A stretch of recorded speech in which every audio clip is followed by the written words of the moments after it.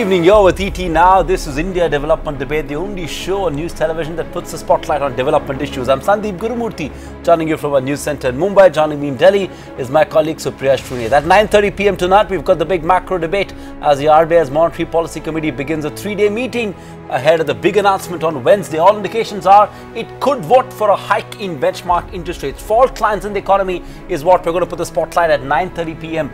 But first up, our big debate tonight. It's the best kept secret about Indian techies. That is, 94% of them are hardly employable. And the words are coming from none other than CP Gurnani, MD and CEO of one of India's leading IT companies, Tech Mahindra. At a time when the world is moving towards digitization and artificial intelligence, the shocking revelation has come as an eye-opener for the tech brigade. So what is ailing the IT sector in India? One reason could be low entry barriers which fail to filter the good from the bad. Add to that, the huge skill deficit Indian IT is surely at crossroads. Like Infosys founder Murthy puts it, no path-breaking innovation has come from Indian IT in the last 60 years despite its growing clout on the global stage.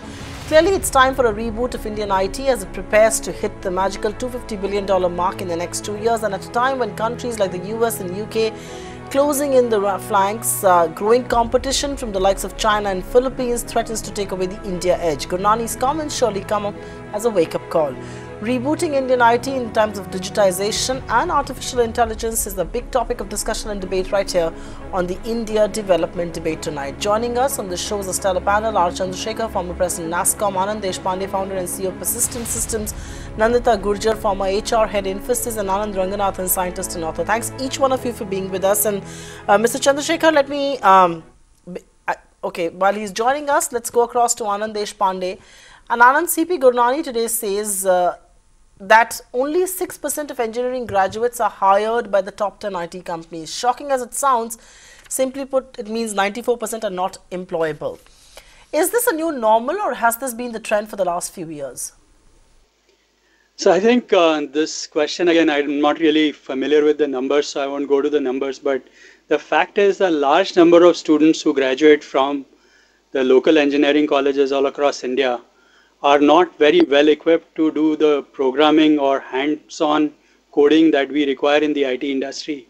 And they have spent 4 years, but they really don't know enough, and that is clearly a fact.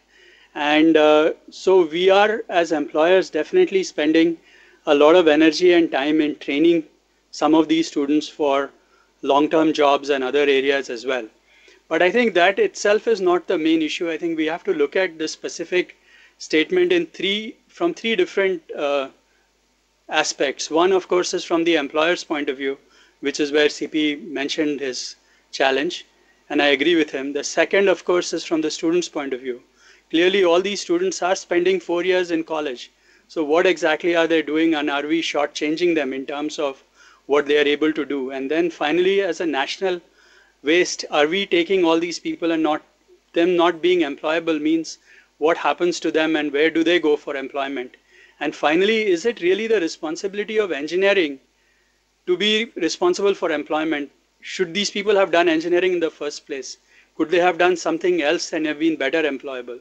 So I think we have to look at this particular statement from all these 4 different aspects rather than just worrying about the employer and the employability from the employer's point of view.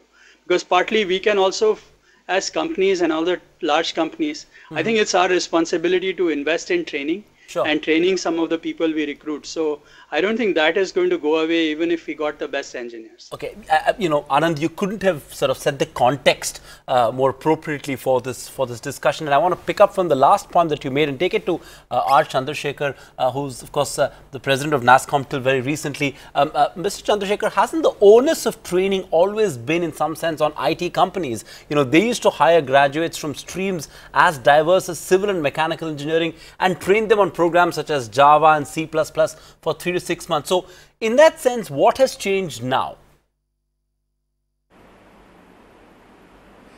Well, I think first and foremost, you know, it is quite natural for companies to have to train people whom they induct in very specific or niche skills or particular aspects of domains in which they are involved in. But what would be of concern is if companies are expected to or have to, which seems to be the case quite often, train people whom they induct on skills and capabilities which ought to have been imparted as a part of the education and the degree courses that students have undergone, because that is very much a part of the basics. I think what we are seeing is a combination of two things. One is the company specific training, which will always be needed, but the second is certain training which ought to have been a part of the basic educational foundation, which has not quite been the case because of certain gaps in the educational system.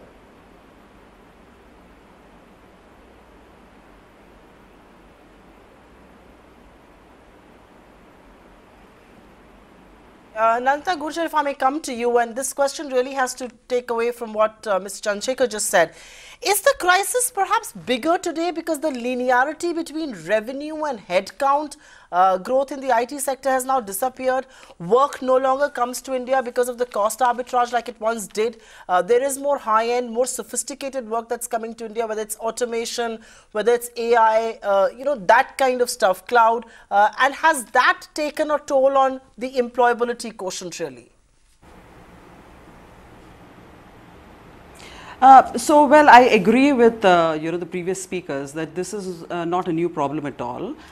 For the last decade, the IT industry has been meeting their needs of talent by creating their own corporate training, which can range anything from 3 months to 6 months. So, people go through, their 4 years of engineering and then they come back again and start to study. That itself was a big disconnect. And while the IT industry has been talking to academia over years on this, I think that gap has not really got bridged.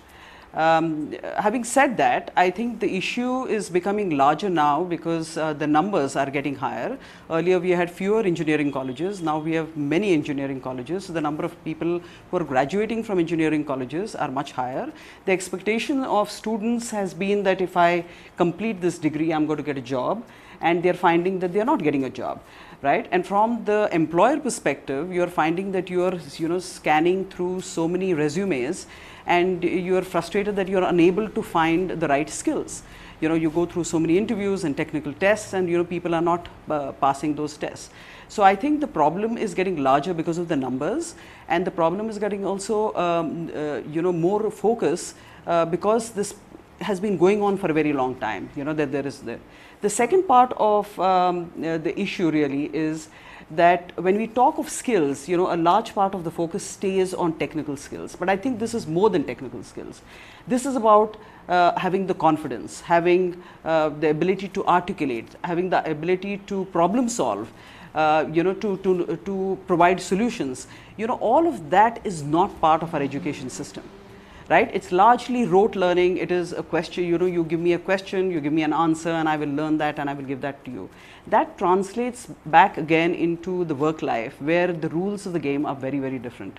So I think when we are talking about the whole cost arbitrage, as well as the fact that today our clients are looking at India for providing innovation and for providing solutions, you are lacking the skills to do that. Okay, that's an important point you're saying. You're saying it's beyond technical skills. The deficit is beyond technical skills. There are other skills as well, which our current curriculum isn't sort of imparting to our students. But Anand Ranganathan, and sort of let's step back and based on what we've heard from our speakers, it's evident that there's very little that an engineering graduate actually learns in his course at most of the engineering colleges. So companies have their own training centers. They also train graduates for many months before they can deploy them in projects. So the question I'm asking is, what is the point of a 4-year engineering degree in this country today? Why not just pass your 12th and join the workforce, spend a year training? The companies will do a much better job of training them than getting trained for 4 years in engineering college. I mean,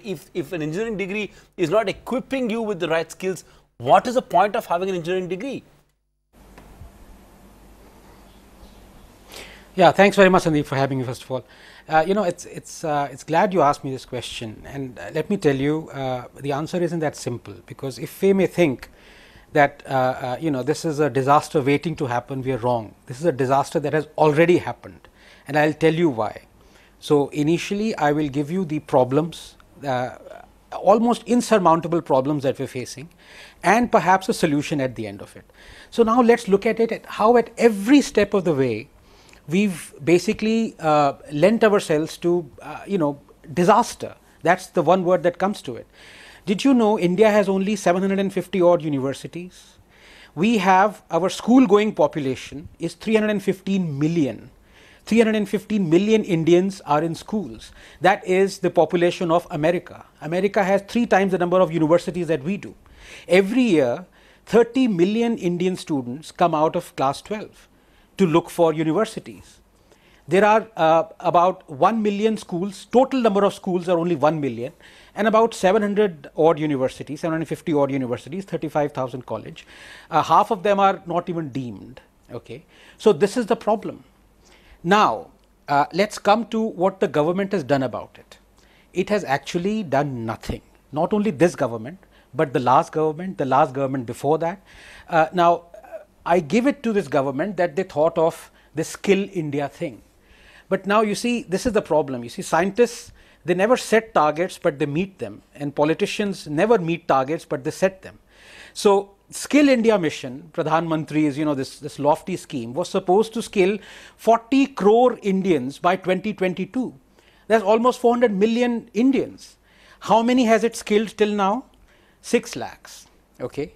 If you combine both the National Skill Development Council and the Pradhan Mantri Yojana, the recruitment rate, that is after you've skilled a person, is that person able to get a job, is actually 18% in one and 12% in the other.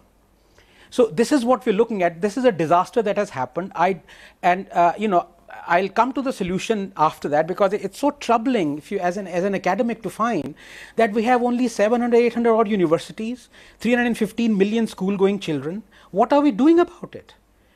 Now let's come to the solution. In fact, as it happens today, there is this Observer Research Foundation. It's come up with a fantastic paper exactly on this, what needs to be done. And if you look at it, right, there is a Prasad Committee report as well. Right. Somehow, the mandarins in this government have dissociated. Anand Ranganathan, if I may come in. I'm coming to Anand Ranganathan. Yeah. Let me come in for a minute. I am going to discuss solutions. I will have a dedicated segment where I will discuss solutions in just a bit, Anand Ranganathan. So hold your thoughts there, because it's an important point. We don't just want to discuss the problems here. We also want to put solutions on the table. But Anand Deshpande, if I may come to you, is this also a supply issue, something that Nanta Gurjar did refer to in her opening remarks? Because you've seen a huge spurt of engineering colleges all across India. The cutoff you need to do a B.Tech or a B.E, as they call it in some parts of the country, is a lot lesser than a BA. You know, at 60% you will not get admission in Delhi University for any past course, but you can still be an engineer.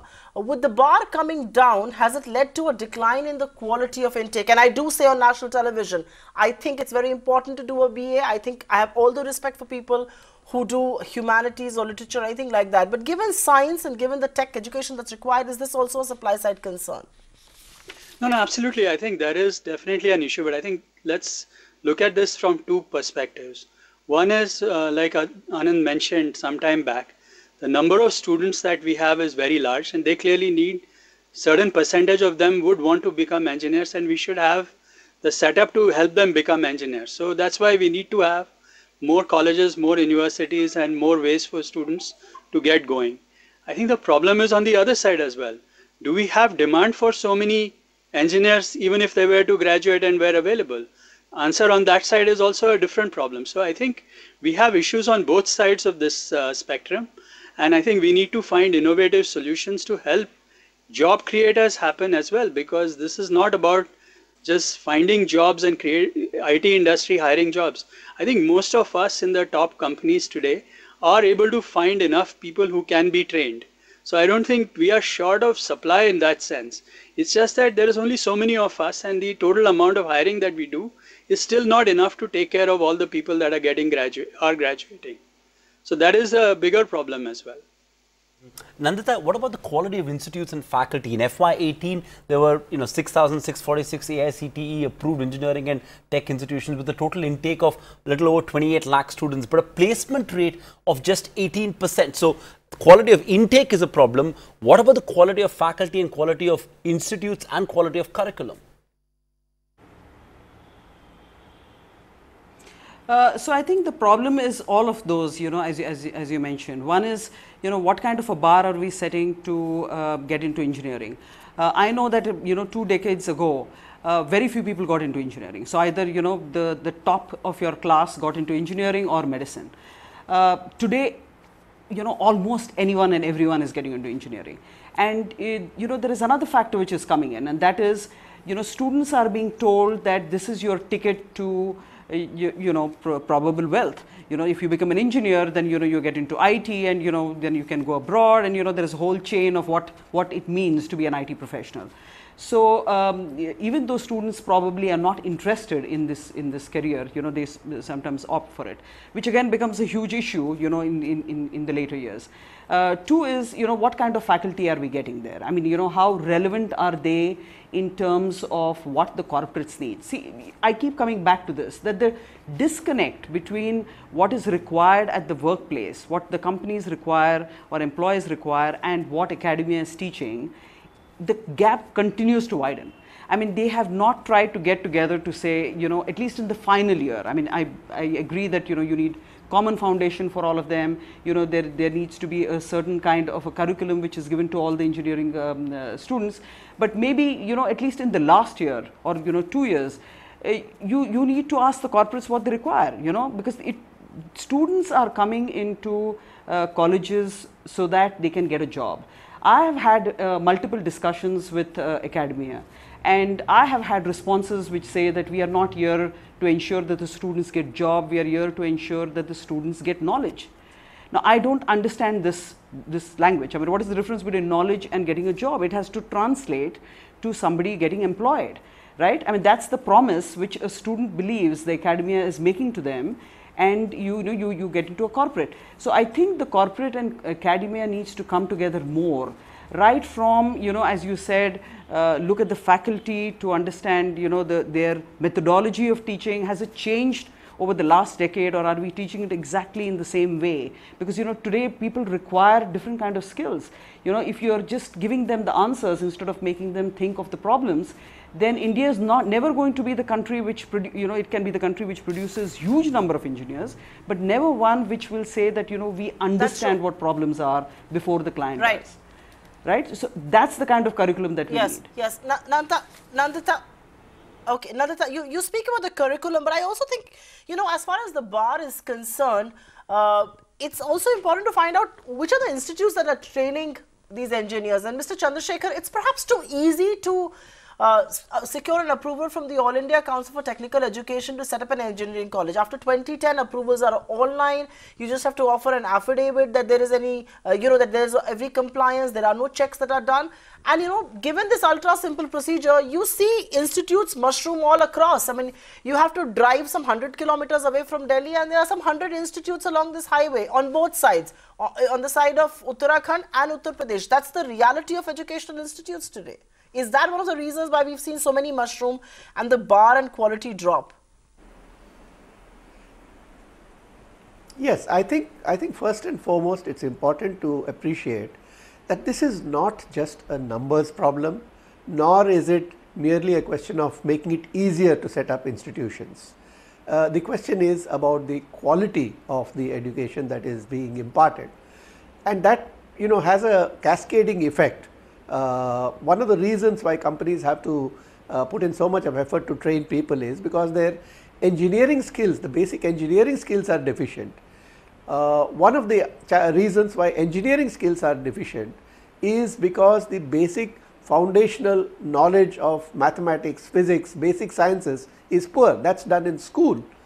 So it boils down to the quality of education at various levels and how the knowledge that is being imparted is good enough to build on top of that. As a wise educationist really remarked, the purpose of education is not to learn. The purpose of education is to learn, to think, and to learn to live. Unfortunately, all these three are not perhaps at all the target. Even learning itself has many big gaps in it. Secondly, if you look at what is happening today in the sector, a lot of jobs are getting either destroyed because of technology and automation, but new jobs are getting created which didn't exist earlier. And those jobs which remain also require a different set of skills. So, the ability to learn has become far more important than what you have learned, and again that goes back to the way in which people are being taught. In engineering colleges also there is an unfortunate de-emphasis on non-engineering skills, even where there is focus on science and engineering. Now, you can't be a good engineer if you can't communicate what you think, if you can't convince others why you are saying something. So, communication skills, language skills are necessary across the board. So, I think there are many such gaps which have emerged, and the fact that a lot of the engineering graduates are not getting employed has several different dimensions to it. One is that a lot of employment of technical people has shifted out of the IT and the technology industry and into domains where the engineering skills are required. So, we have to look at employment for technical graduates outside of the technology sector itself. Sure, that's a fair point. Anand Ranganathan, again, before we get down to solution, is there also an employee pyramid problem for companies? Let's keep the freshers aside for a moment. You have more and more people in the middle and senior management who find their skills increasingly irrelevant and are out of touch with technology. So, in some sense, are we staring at an unemployability crisis, not just among freshers, but those in the 35 to 45 age group as well, who have got EMIs to pay? And in that sense, this is a bigger crisis that, we'll have to brace up for. Yes, absolutely. I'm glad you mentioned that, Sandeep, because I think let's look at it this way. Let's look 20 years ahead, because that's the benchmark to actually provide solutions. Now, what you mentioned is absolutely true, and no one's mentioned it till now. But the fact of the matter is that IT sector is actually in many ways a jobless growth economy creating sector, if you look at it that way. So, for example, Apple will create 10 times the amount of revenue as Hindustan Lever would or Unilever would, but it would employ 100 times less number of people, because the revenue generation is dependent upon much lower labor force. So, yes, I mean that pyramid is the problem, but I come back to the same. You see, we have a capacity, if we think ahead 20 years ahead, to leapfrog many of the things that are hindrances right now. For example, we actually look down upon e-learning and open learning. Now, many of the things that I have talked about, you can actually give a lot of terrific learning or education online. We need to leapfrog this. In 20 years from now, I want someone to be proud, a student to be proudly saying that, look, I am from an open university. Did you know that UK, which is a population of 60 million, India has 1.2 billion, UK has 3 times the number of apprentices, skilled apprentices, as India has? What can be more shameful than that? Now, coming to the other point, which is that, okay, we can leapfrog the learning. The other point is that 20 years from now, most of the jobs that people are hankering for in the IT industry, if you remove the innovation part of it, will not be there, because as one of the panelists said, we are swiftly moving towards globalization, which means artificial intelligence jobs and huge automation jobs. So, as it is, we have so much labor force which is unemployable, and 20 years from now, even those jobs are not going to be there. Okay. So, we have to leapfrog. There is no other solution to it. Somebody rightly said that in 20 years from now, people will be doing jobs that one can't think, imagine, or has even heard of. Anand Deshpande, there is also a huge pressure on growth and margins due to changing needs and new technology that is making growth increasingly non-linear. How is this going to impact hiring going forward? Will you need 10 to 15 people for the same job that 20 people were doing earlier? No, absolutely. I think for the same work, the effort is going down dramatically in the last few years, and that compression of effort is going to continue for the next several years. So I do expect that the requirements for the same revenue are going to go down, as Anand already mentioned. So the fact is that we cannot expect the IT industry as it exists today to be the only job creator, and I think we need to focus a lot more on trying to help people become job creators, and that's really the way this is going to change, because just finding jobs in existing companies is not the solution. Fair enough. Nandita, let's talk solutions. There's clearly a need for greater coordination or even better coordination between industry and the education system given the sort of pace of change. Is there scope for industry curating curriculum perhaps in the final year of education, which could even include an employability assessment test of sorts, a lot like the apprentice program that even Anand spoke about? Is that the direction in which we need to be moving? Yes, absolutely. I think we really need to look at our methodology of teaching, which is very, very different again from the curriculum. We need to look at the curriculum itself. We need to ask the question as to where the faculty should come from. Do they need to have some kind of corporate experience? Do they have actual real experience in those particular skills? To come in and teach these students. So there are a lot of questions which, if we really want to tackle the problem, we need to ask very, very honestly and get those answers, and then address each of these problems one by one.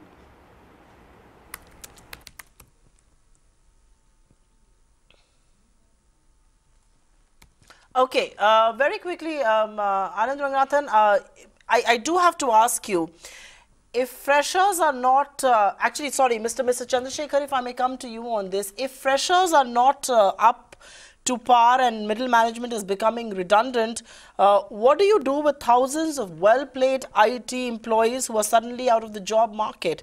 What larger social and economic implications could this really have?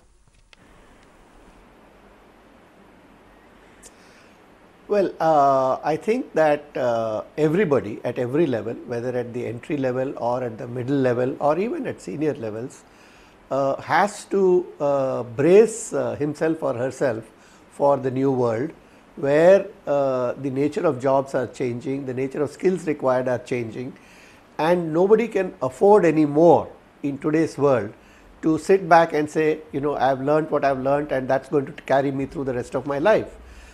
So if you look at people at the middle management level, there is a certain amount of experience that they have in terms of how technology is applied, what the challenges and problems are in applying that technology, and you have to look at how that knowledge can be leveraged, for example, in startups, in improving the kind of solutions they come out with, the kind of products that they come out with, etc. So people have to reskill themselves in different ways at all the levels. Secondly, if you look at people who are entering the workforce, it's not anymore just one niche skill that is important, because what technology has done is to blur the boundaries between different domains. You have technology people in the healthcare sector, you have application of drone technology in agriculture, you have a combination of technologies in the energy sector. So people who are entering the workforce also need to understand that the ability to look across sectors and to apply knowledge in one domain into another domain, these are the kind of things that are becoming really important. And if you look at the solution side of it, then this is not a simple problem, and I don't think we should look for a very simple and straightforward solution, but it does require action at multiple levels. Like I was mentioning a little earlier, there are certain gaps in the school level where the fundamentals are not strong, and there we have to look at e-education, which can be far more effective in terms of imparting quality at scale. But what is the economic model for delivering such quality education using the tools of e-education is something that has to be figured out. We haven't yet scaled it up in the country, but today's technology enables us to do that. Absolutely. I'm afraid completely timed out. I wish we had more time to debate solutions, but completely timed out on this edition of the India Development Debate. The problem is massive. Solutions aren't easy, but we need to look at multiple levels to be able to solve this problem. 94% of engineering graduates being unemployable in India's top IT companies is a reality we certainly cannot live with. Thank you so much to this wonderful panel, Anand Deshpande, Anand Ranganathan, R. Chandrasekhar and Nandita Gurjar, for joining us with that perspective on the India Development Debate. We take a breather and we're back with a fantastic debate on the state of the economy up next. Stay right here with us.